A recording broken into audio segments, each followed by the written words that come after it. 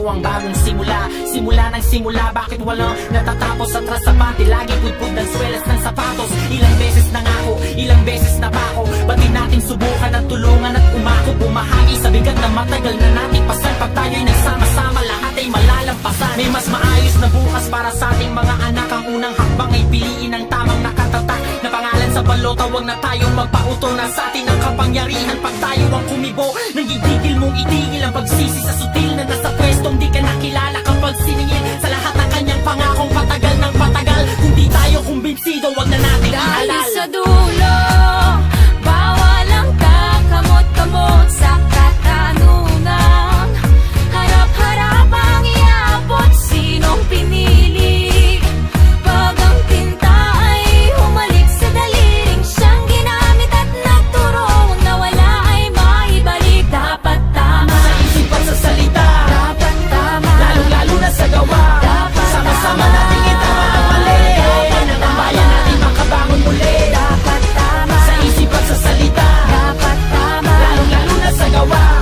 Sama-sama natin itama ang mali, ng ang bayan natin makabangon muli. dapat Itama tama. natin ang gabay, huwag na tayo magreklamo. Itaas sa kamay ng gusto ng pag-asenso. Balikat na magkakbay, hindi tayo susuko. Malakas na boses, sabay-sabay marako. Itama natin ang gabay, huwag na tayo magreklamo. Itaas sa kamay ng gusto ng pag-asenso. Balikat na magkakbay, hindi tayo susuko. Malakas na boses, sabay-sabay marako. Walang magpapaloko, wala nang manluloko. Ang mga botanteng Pilipino ay di mga bobo lumiyak pag madilim. Ituwid ang tiwali, hindi ganun kasimple to. Di kailangan magmadali, ang tiwalang inagaw sa tao ng maling-mani. Kahit saan natin pilitin at tingnay maling-mali. Umahon sa kahirapan at lumangoy sa kumuloy. Kahit ano pang iharang ay tumuloy ng tumuloy. Pagdating ng eleksyon, ito ang dapat na panata. Isulat kung sino ang talagang sa tingin mo'y tama. At sa araw na napakapihira lang dumaan, dapat sa may katuturan, huwag kang mag-aalangan. Nahawakan ng lubid na siyang nagsisilbing tulay. Gisingin natin ang tulog, tuloy-tuloy na mag-ingay. Nang malaman ng lahat,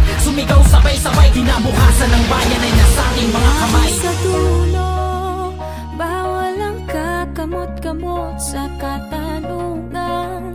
Harap-harap ang iaabot, sinong pinili?